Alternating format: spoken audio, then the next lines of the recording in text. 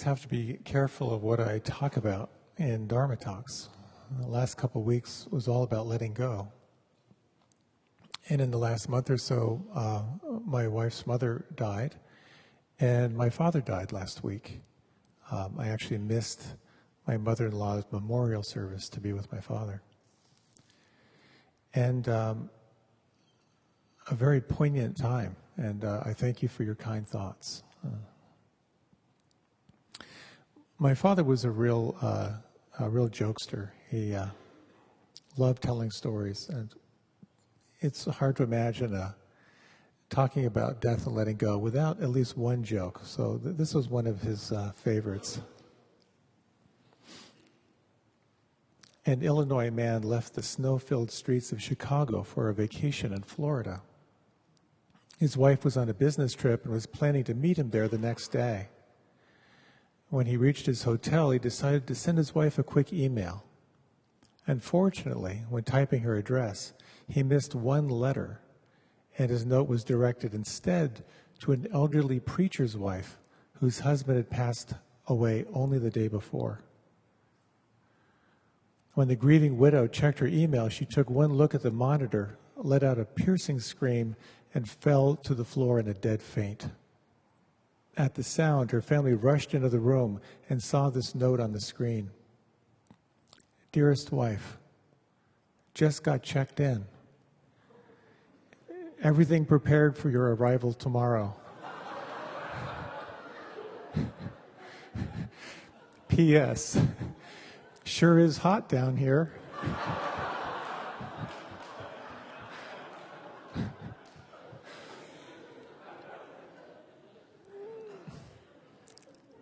So that joke was my dad all the way. He would have loved that joke.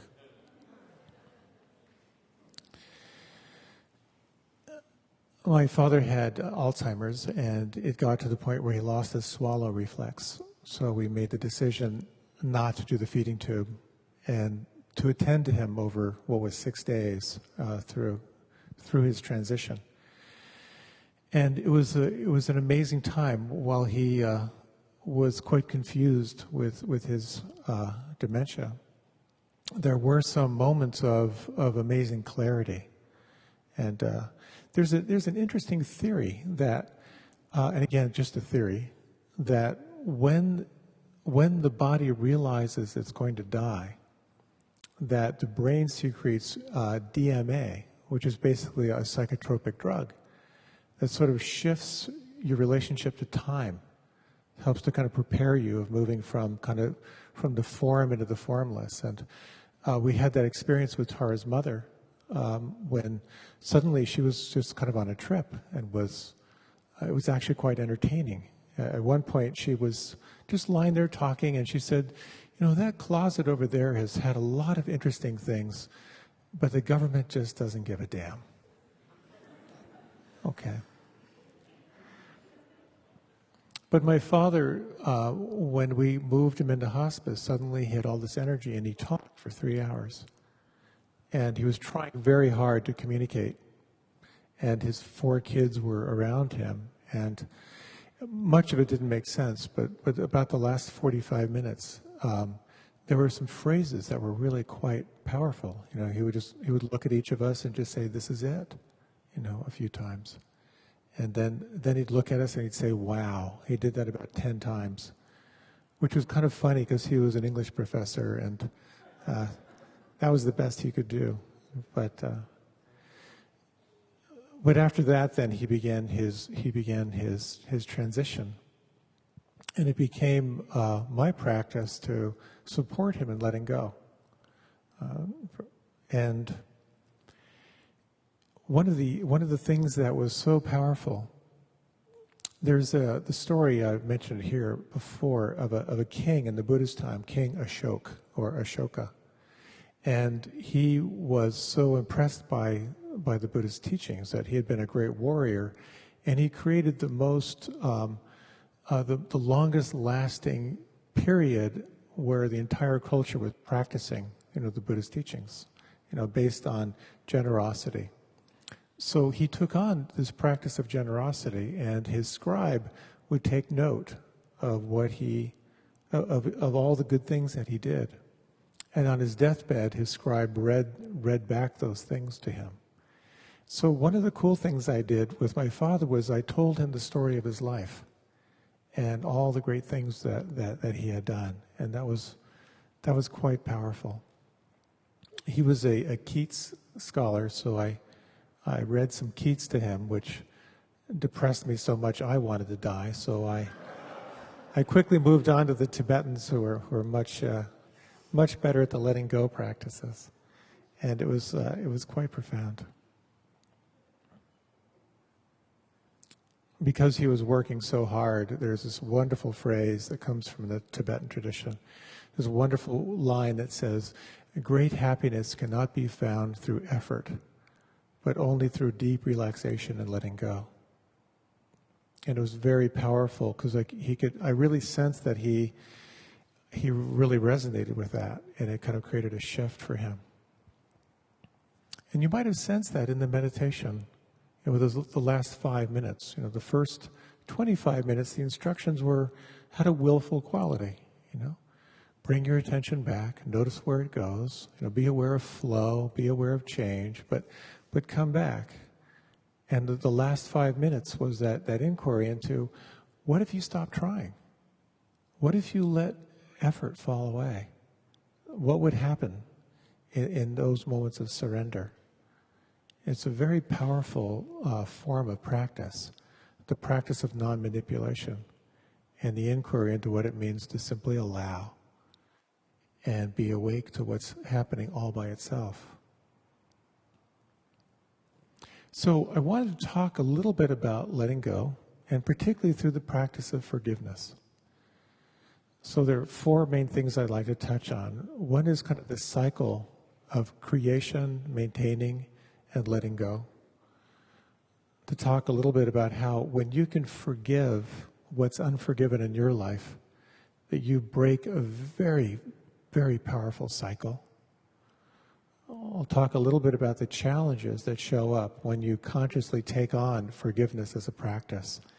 And then we're going to practice. We're going to kind of try it on. So if you don't have anyone to forgive in your life, then you can leave early.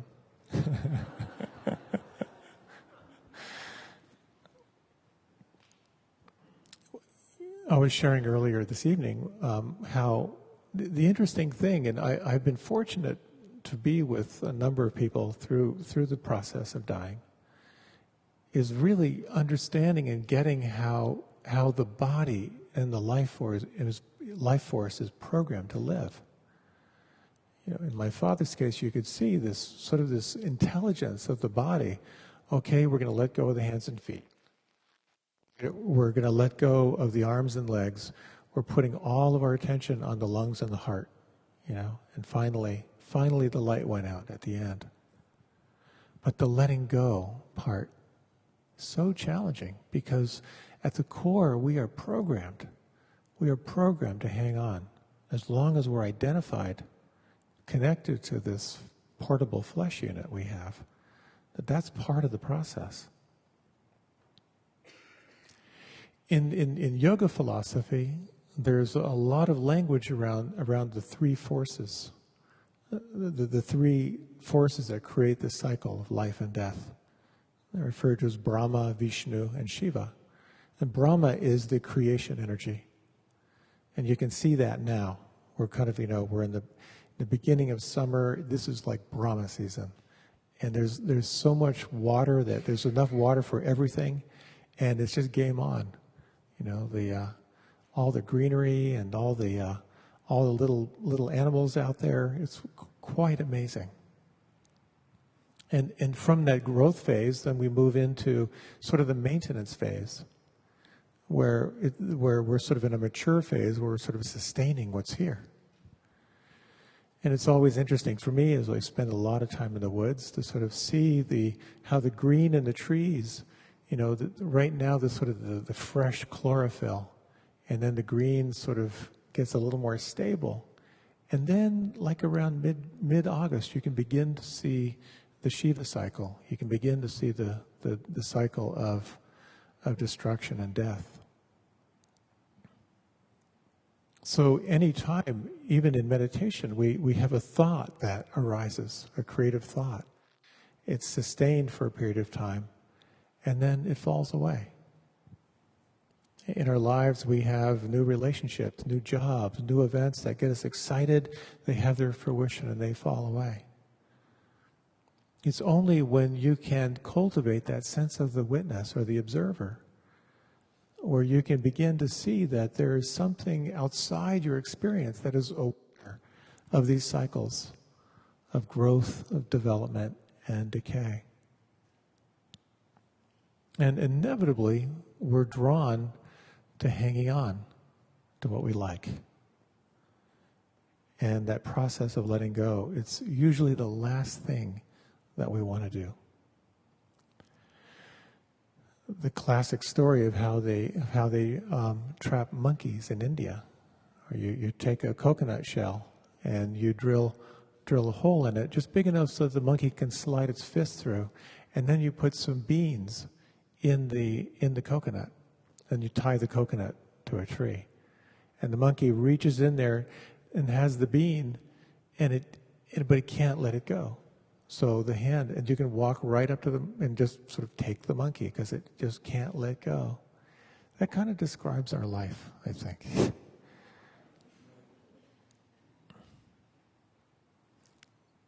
As the saying goes, if you let go a little, you'll experience a little bit of happiness, a little bit of freedom. If you let go a lot, you can experience a lot of happiness and a lot of freedom. But the question becomes, how do we break the cycle? So I was asking some friends for forgiveness stories. And one friend told me the story of how when he was younger, married with a bunch of kids, and he was hyper-focused on his work. Always traveling, really never home that much. And there was tension at home. He knew it, but he was so fixated on working that he didn't realize how much he was letting things slide. And his wife had an affair, and they went through a kind of a horrible time of her feeling guilty about it, sort of covering it up, of him realizing what was going on, intense jealousy, a huge amount of pain. The whole thing came out in their social circle. It was absolutely a wretched, wretched experience. And through that divorce, he moved to another state, but he still had all his kids back home. And he told me how later, it was sort of actually that year, his son was doing terribly in school, flunking out of everything, and he was sitting with a guidance counselor, and his son basically said, "Why did you leave?" And he realized, just out of horror, the effect that had on his son, and he just explained why. That your mom had an affair and I had to leave, and in the moment it felt right because it kind of made sense to his son, and then later he realized what a horrible thing he had done. So he called his ex-wife to say, "I am so sorry. This felt right in the moment, but I can't imagine what it must feel like for you." And he was sort of bracing for a torrent of reactivity, and was utterly shocked when she said, "No, I am sorry. I'm sorry for what I've put you through and put the family through." And in that moment, they were able to do a role reversal, where he was able to sense what it was like for her, she was able to sense what it was like for him, and that was the turning point in their relationship, where they started partnering again on raising their children, and are very, very, very good friends.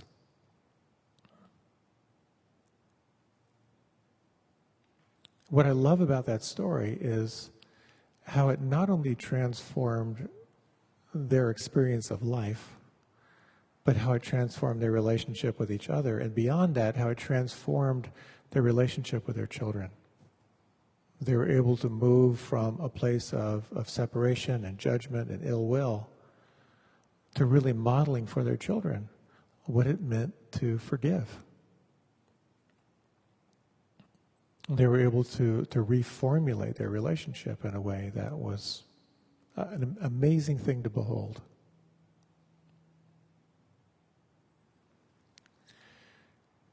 So when I reflect on forgiveness in my life, there are lots of little areas.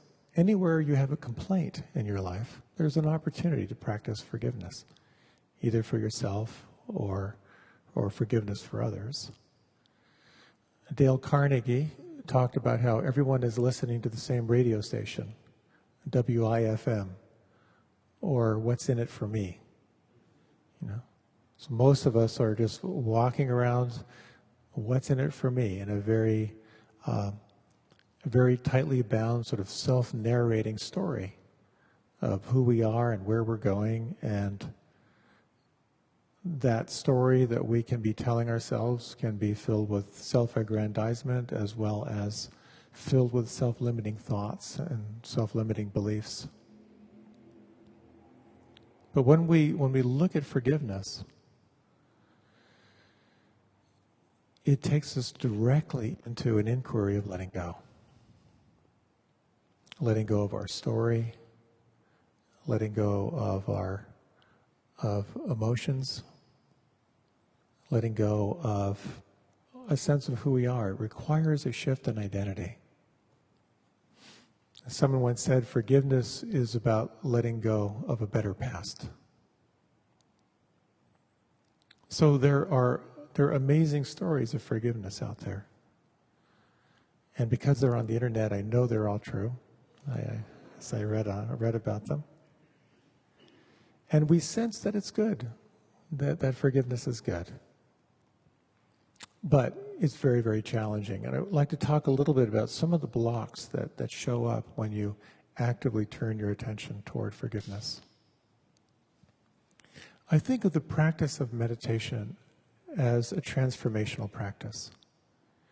It's not so much about getting better. You do get clearer, you do feel better, your nervous system gets strengthened, your health improves. All that's been kind of quantified. But ultimately, it's about transformation. It's about recognizing who and what you really are behind the story. It's about discovering greed, hatred, and delusion in your life and how those themes limit you. And it can also supply some amazing technologies for dismantling those forces of greed and hatred and delusion or confusion. When I moved into an ashram quite a few years ago, I just thought it was heaven on earth.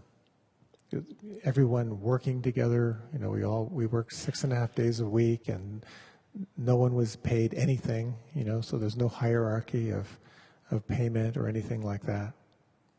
And we're all kind of working toward a common goal and practicing really deeply. And then I noticed after a little while that a lot of conflict came up. You can't work 6.5 days a week with other people without a lot of conflict.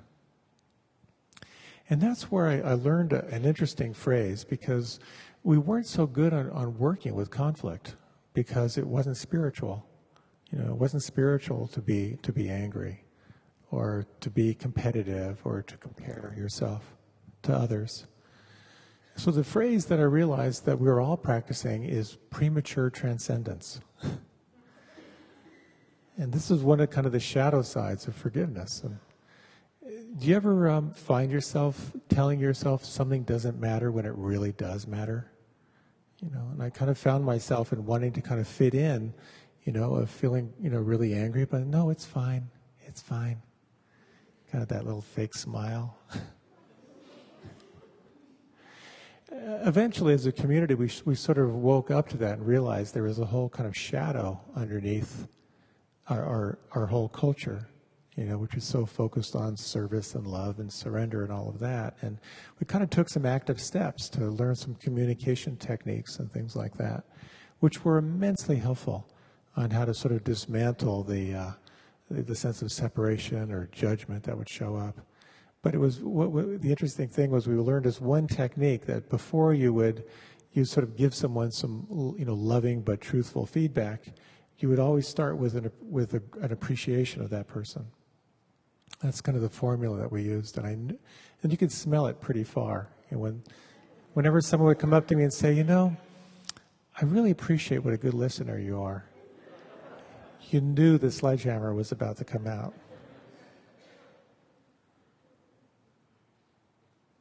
But sometimes when you actively look at forgiving, you're opening up a minefield of feelings.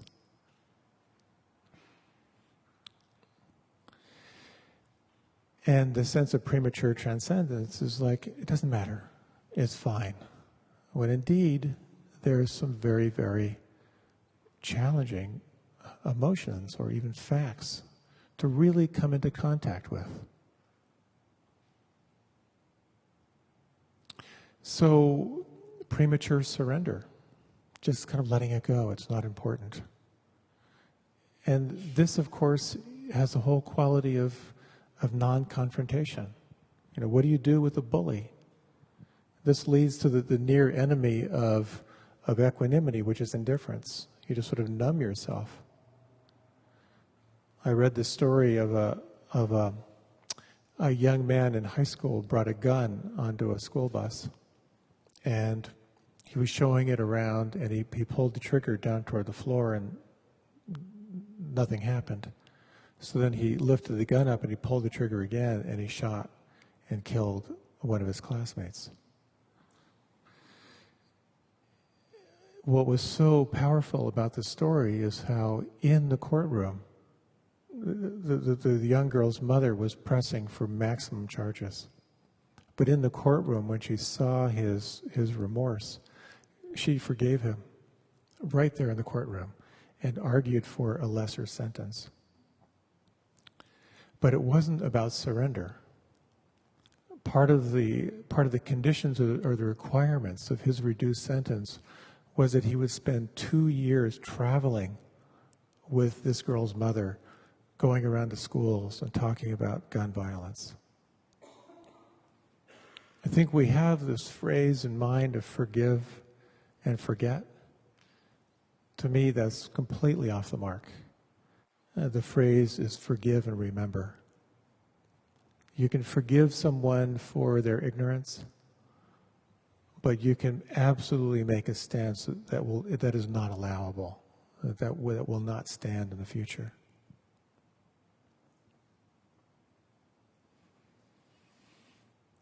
When you turn your attention toward this practice, this kind of science of forgiveness in your life, again, forgiveness for yourself or forgiveness for others, it's important to recognize it is a very challenging process. It can actually be re-traumatizing.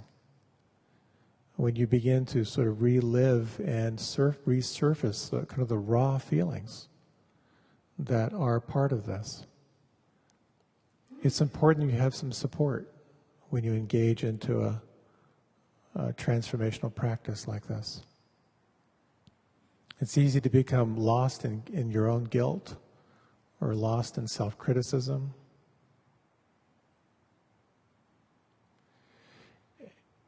Another challenge in forgiveness is failing to take responsibility for your part of it. And we'll talk a little bit about this formula that kind of helps you to really sort of recognize that. When we're hurt, we naturally go into blame. It's all about the other. But in order to fully forgive, it's important you kind of ruthlessly and honestly look at your side of the equation. In all of our communication back in the ashram where I lived, one of the best things I heard someone say is that when someone gives you feedback, no matter how off, at least 1% of it is true. I always found that really helpful whenever I got feedback. There's got to be something in here that's true. Let me really listen and see if I can take this in. So it's important to remember that this practice is difficult. It's transformative. And when you're in a difficult transformative process, your mind inevitably is going to go in one of 5 directions. Your mind will either go off into anger, judgment, blame, ill will, hatred, because it gets triggered, you're activated. Or it will disassociate, and it'll go into fantasy, it'll go into planning. Or it'll kick off cycles of worry and anxiety. Or you'll go into sloth and torpor, you'll just disengage and lose energy. Or you'll find yourself caught in doubt and the ruthless critic. These 5 hindrances, these five mental states that occur are natural ways of reacting to what life is like when it's not going in your direction. But when you can recognize them, you can really begin to see that there's simply patterns of self-protection. The more you can recognize them, make room for them, actively investigate them, you'll find yourself able to see them as just waves of change, waves of impermanence moving through.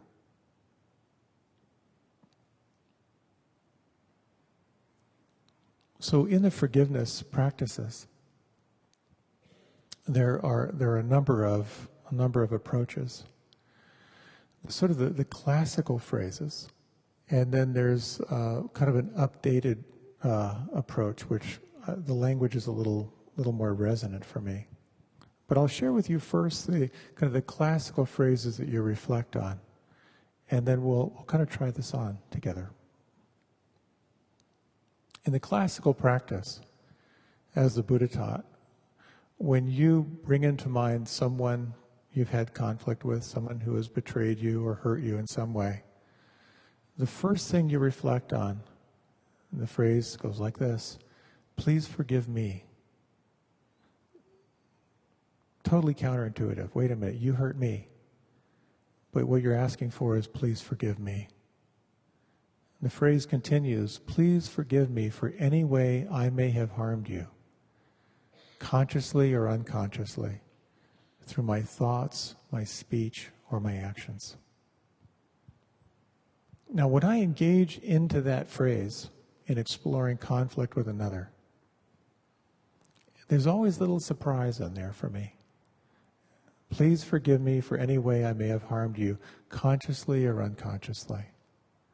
That phrase, consciously or unconsciously, is really important because sometimes we really want to stick it to someone. It's conscious. We want that person to know how we're hurt. Oftentimes, it's not conscious. It's just kind of out of our ignorance that we do that. And then there are 3 ways that you can create harm on another. One is through your thoughts. On a grosser level, one is through your speech. And on the grossest level, one is through your actions. So when I have sort of worked this formula with those where I've perceived hurt before, and I reflect on those phrases, please forgive me for any way I may have harmed you, consciously or unconsciously, through my thoughts, absolutely. Through my speech, probably. Through my actions, yeah, maybe. But inevitably, those thoughts, I'm responsible for those thoughts. Those thoughts create harm. Whenever you act in anger, the Buddha described it as picking up a hot coal to throw at someone, not realizing that you're the one who's getting burned.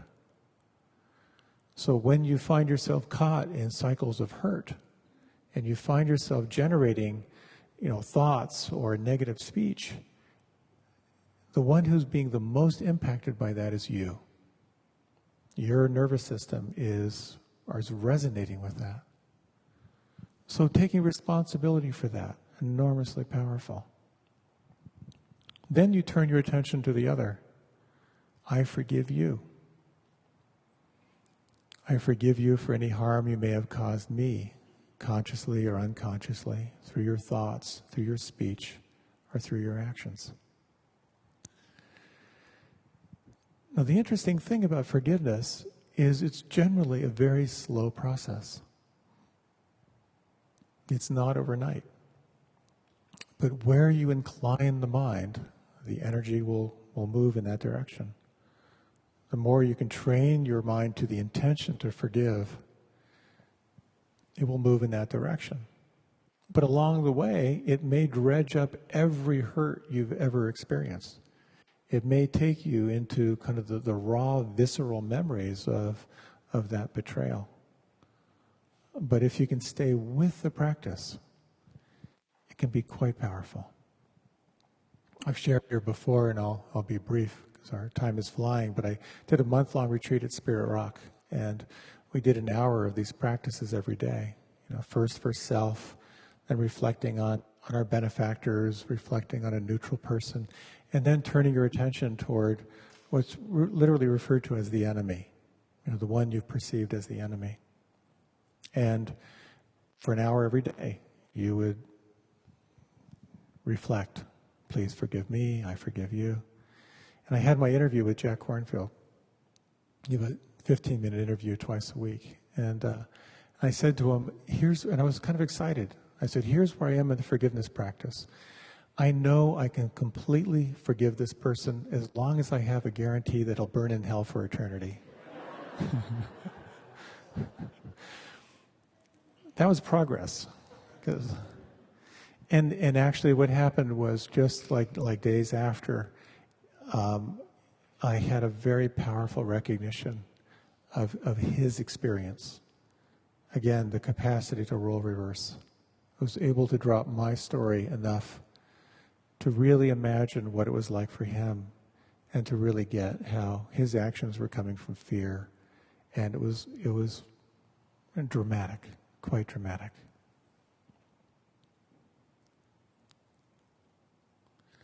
So there is also a contemporary set of phrases which I'll share with you.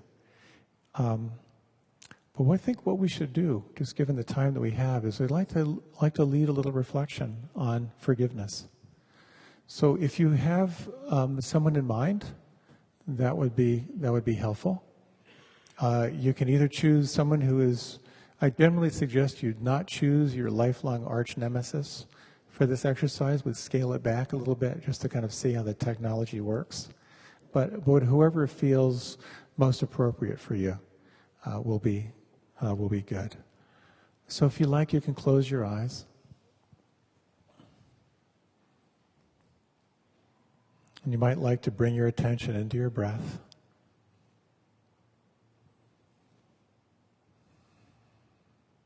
Just lengthening the inhalation a little bit. Relaxing on the exhalation. Before we move into this practice, you might like to consciously let go of any expectations. Let this simply be a moment-to-moment observation of whatever arises. I'll be offering a few phrases. You can work them any way you like. Either repeat them internally or make your own variation or just use the sound of my voice. But let's begin by kind of honing in on the other. You might like to invoke a visual. Can you picture the other? Is there a particular time of day? Can you see the quality of light? Just sensing any visual aspects of the memory.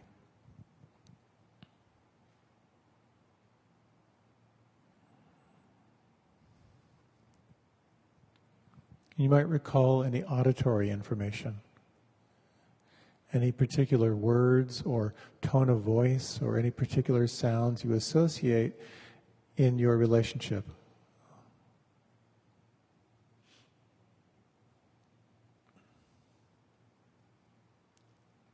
And third, perhaps most important, is the kinesthetic quality. When you reflect on your relationship with this other person, what felt sense formed on the inside? How does your body hold this memory? Can you locate that? How intimately can you locate and feel that?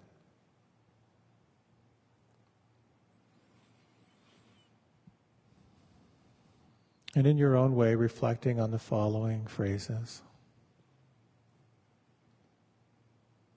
Please forgive me.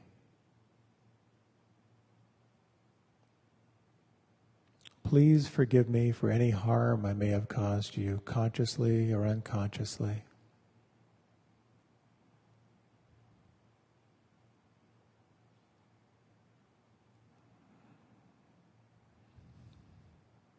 Please forgive me for any harm I may have caused you, consciously or unconsciously, through my thoughts, my speech, or my actions.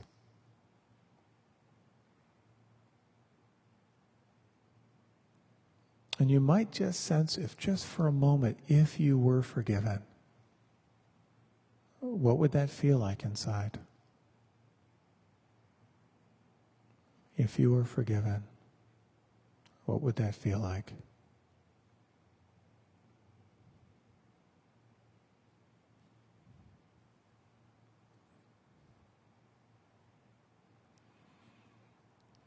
Exploring the following.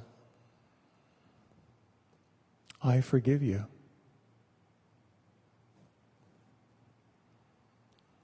I forgive you for any harm you may have caused me, consciously or unconsciously.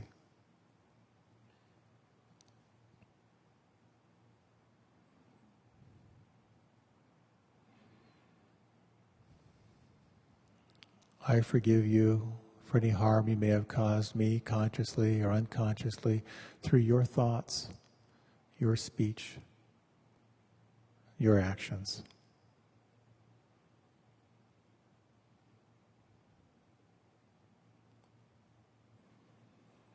And if you were able to forgive, perhaps even just a little bit, what would that feel like inside? And can you locate that?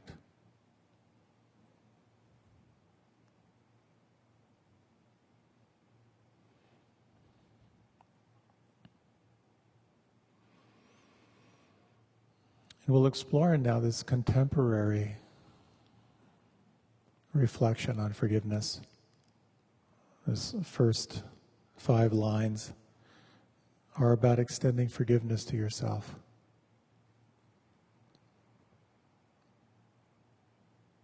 I allow myself to be imperfect.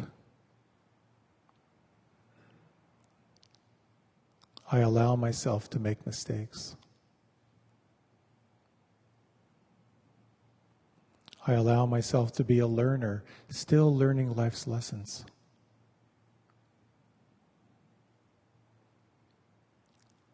I forgive myself. If I cannot forgive myself now, may I forgive myself sometime in the future.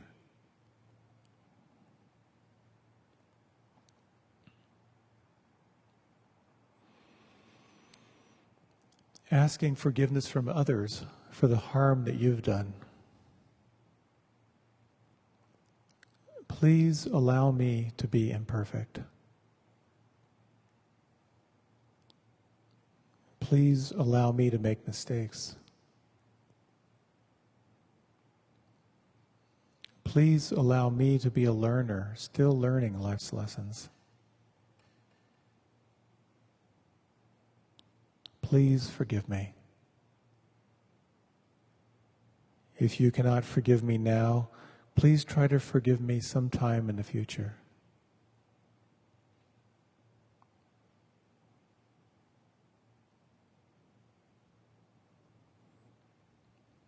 Extending forgiveness to those who have harmed you.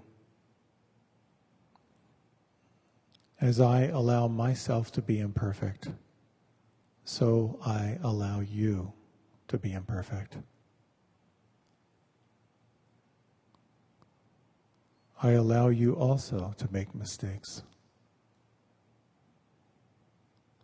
I allow you to be a learner, still learning life's lessons. I forgive you. If I cannot forgive you now, may I forgive you sometime in the future.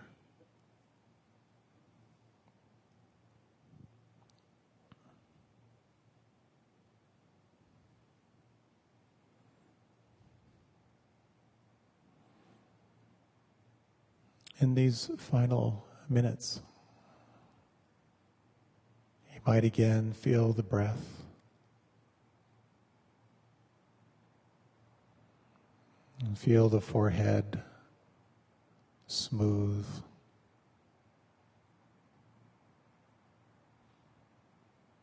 The jaw, the tongue and lips relaxed.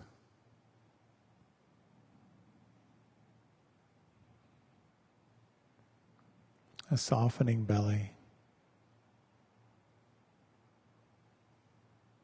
Palms of the hands relaxed, open.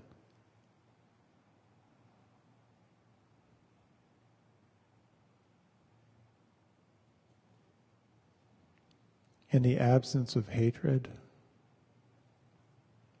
in the absence of greed, and in the absence of confusion,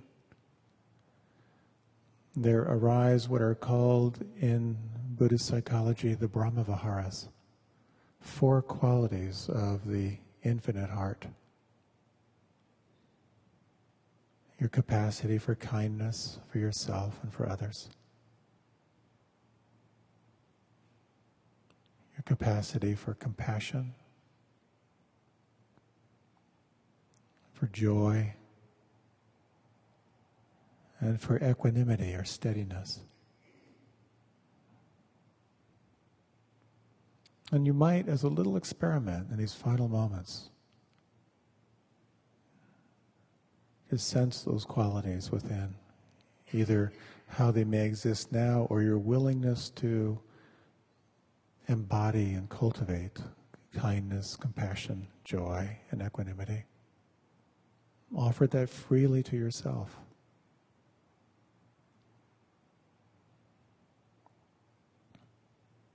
You might imagine extending it to radiate out to the person on your left and right, the person behind you, the person in front of you, to wish them well.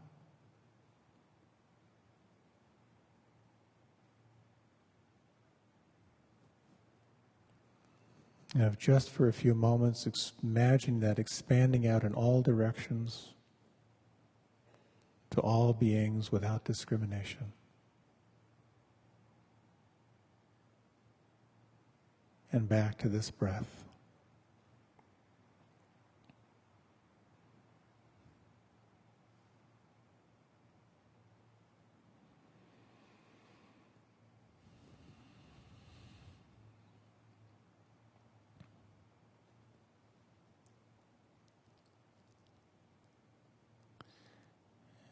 And very gently deepening the breath. You might let your body stretch or move in any way that feels good.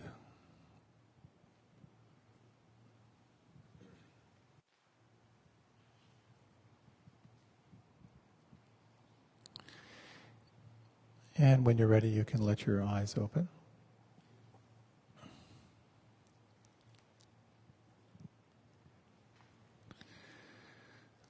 So this practice of forgiveness is a heart practice. It's also a hard practice because it inevitably will bring you into a place of vulnerability where inevitably, in order to forgive, there has to be a capacity to sense the other. And it leads us back to this essential teaching to see self in other and other in self.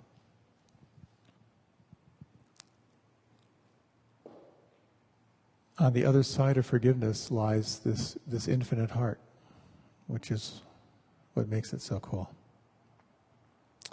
So thank you for your time and for your attention. I hope you and your forgiving heart have a wonderful evening together and beyond. A quick announcement, June 22nd, it's a Sunday. If you're interested, there's going to be another labyrinth walk here. If you haven't been, they're very cool. Thank you as always for your support for the church and me and my lavish lifestyle. If you want to sign up at the back for the mailing list, you can do so. Have a wonderful week. Thank you again.